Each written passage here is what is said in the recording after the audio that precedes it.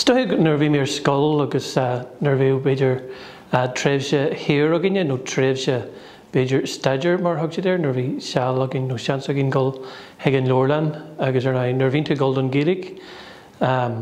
being on tUltach or Faoi agus being she mai a leo stoig an darod is mo beidir na where me nís fudgin na nach a da is a tree but vi Pís on fin tanasiacht, sin gur sanas an taine mar bhíar sin agus bhí me gúrjan, so bhí an darod sin bhí siad scrifa gáid an leite agus gáid cinneal spéisial agus dói integranar go háid me gúrj agus just cur mi spéis an rud agus hil mi tíir Cheilt, as harfa mai go diglam bheith golaiste an seo. Is mai rud nar hannig sé maach úr sa bhí nó glacsi an ard san amar am golfríd cupháin ó siú na halt sin nó an le me gúrj agus sanas. Ach sprag sé mé agus cur mé an spéis an rud agus hí mé go review bheith a leo agus hí mé go review leo an Gaelic a dhéanú nó bhí rudí spéisial an.